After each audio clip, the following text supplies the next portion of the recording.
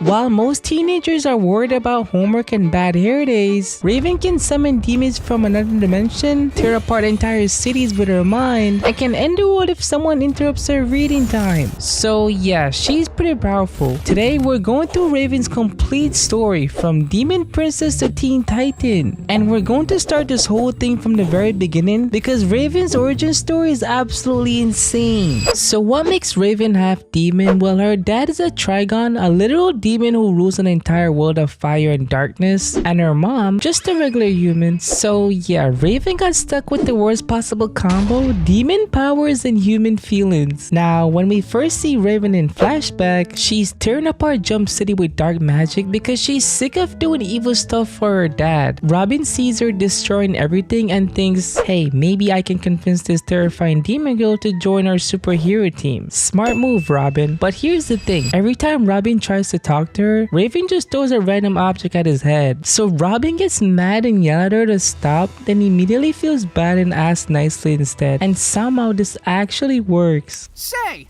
you should be using those spooky moves for good instead of evil. A superhero, huh? My dad wouldn't like that. Stop that! I mean, see you at tryouts. Fast forward to tryouts, and Raven's not exactly Team Player of the Year. When Robin asks her to attack a practice dummy, she looks at the dummy, looks at Robin, and decides Robin would make a better target. So she summons a giant demonic fist and absolutely destroys him.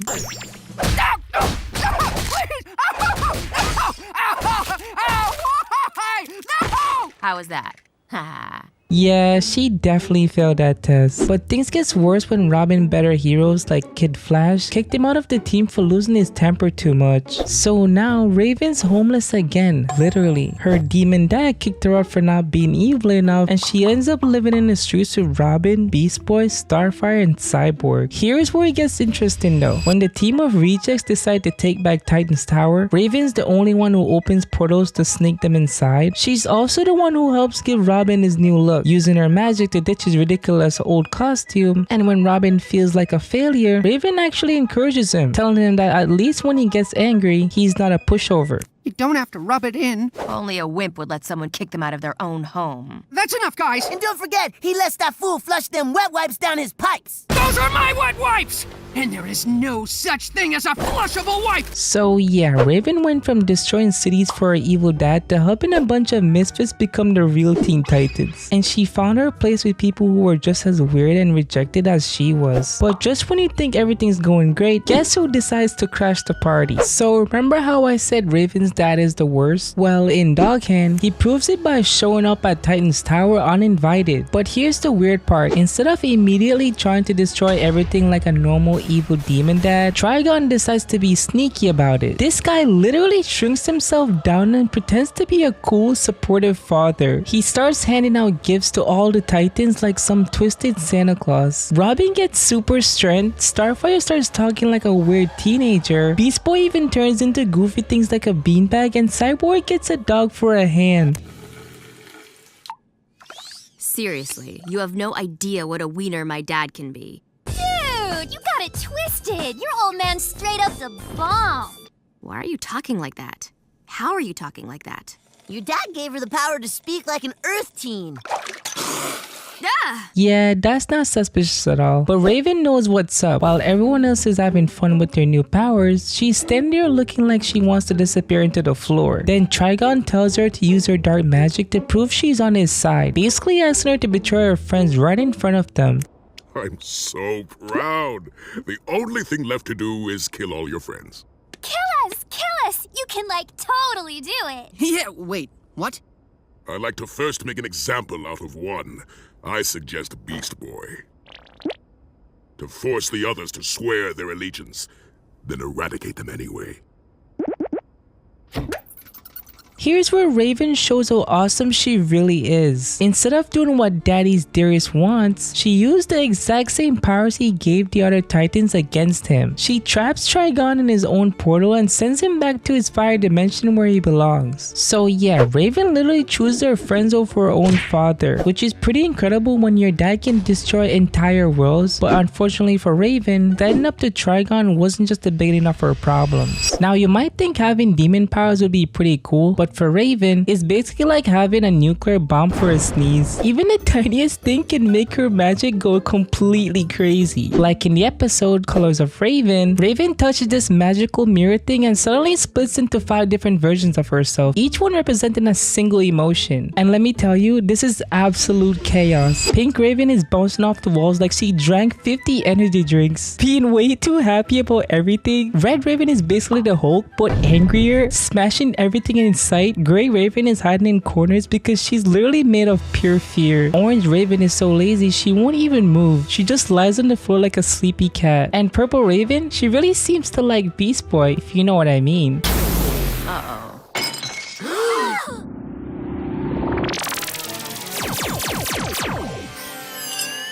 Oh no! We just split Raven into 4 versions of herself! The other Titans think it's funny at first until Red Raven nearly blows up the building and Pink Raven floods everything with sparkles and chaos. Suddenly, having multiple Ravens doesn't seem so awesome. Things get even worse when they try to take all 5 Ravens into a battle against a monster. Instead of working together, each Raven just does her own thing. Orange Raven falls asleep in the middle of the fight. Red Raven starts punching Cyborg instead of the monster. Pink Raven plays with Starfire. Purple Raven won't stop kissing Beast Boy. And Grey Raven just throws up everywhere. So now all the Titans have to go on a citywide hunt to collect all of Raven's emotions like their Pokemon cards. They find Purple Raven running a kissing booth, Grey Raven hiding behind buildings, and Red Raven basically terrorizing everyone. Meanwhile, Orange Raven never left the tower. She just stayed on the couch eating all their food. Eventually, they managed to trap each emotion into magical crystals and put Raven back together. And you know what? She actually thanks them for it because apparently being a complete person is better than being 5 walking emotional disasters. But this whole experience taught everyone something important. Raven's not just some emotionless goth girl. She's actually feeling everything all at once all the time. She just keeps it all locked up so she doesn't actually destroy the world. And speaking of keeping things locked up, Raven's about to face her biggest test yet. In real magic, Robin decides he wants to be a magician. Not like Raven's actual magic. We're talking about the cheesy stage magic with rabbits and top hats. Robin's out here doing card tricks and pulling bunnies out of nowhere like he's at some kid's birthday party. But here's the problem. Raven keeps warning him that real magic isn't a joke. Does Robin listen? Of course not. He's too busy showing off his amazing magic skills to pay attention to the girl who can literally summon demons. You can't play around with this stuff. Magic is not a game. Magic. Keep it up, and you'll be summoned by the magic god. And believe me, you don't want to deal with him. Robin's fake magic somehow attracts her real magic god. But here's where things gets weird. Raven tries to impress the magic god by teleporting monsters and blowing stuff up with her powers, but the magic god isn't impressed at all. But it turns out he's not mad at Robin for doing bad magic. He's mad at Raven for being so negative about it. Fool. You have upset the magic god by poo-pooing all of his fine magic tricks. Me? Yes! The magic god hates hecklers. I know, total downer. So Robin tells Raven to do the simple thumb trick, you know, the one where you pretend to pull your thumb apart. And guess what? The magic god loves it. He's completely satisfied and sends them both home safe. This whole mess teaches Raven that sometimes being too serious about everything can cause just as many problems as being too silly. Now, here's something you probably don't know about Raven. Her room isn't just some goth teenager's bedroom. It's literally a magical dimension filled with floating symbols, spell books, and weird mystical stuff everywhere. But what's the craziest part, when nobody's watching, Raven actually dances. Yeah, you heard that right. The same girl who acts like emotions are a disease secretly has some smooth dance moves when she thinks no one's looking. And if that's not surprising enough, she also plays with dolls. Her favorite, she has this stuffed unicorn that she treats like her best friend and plays pretend with. But here's where it gets really wild. Raven destroyed an entire universe when she was only 3 years old. Like most toddlers break toys and draw on walls, Raven accidentally ended reality. That's some serious power right there. Also, despite being super smart, Raven apparently needs glasses or contacts to see properly. So this all-powerful demon sorceress is basically just a nerdy kid with vision problems who happens to just have world-ending magic. Oh, and her real name is actually just Raven. While all the other Titans use aliases or nicknames, she's the only one using her actual name. Rachel Roth is just a fake name she uses sometimes on Earth. The weirdest part though, Raven's cloak is supposed to make whoever wears it dark and emotionless, but somehow Starfire and Beast Boy wore it and stayed completely normal. So either Raven's friends are just that happy, or the cloak just gave up trying to make them God. Now let's talk about how Raven gets along with the rest of her teammates, because trust me, it's complicated. And speaking of complicated, let's talk about her and Beast Boy. They officially start dating in break, but their relationship is basically one long cycle of getting together, breaking up, and getting back together again. With Robin,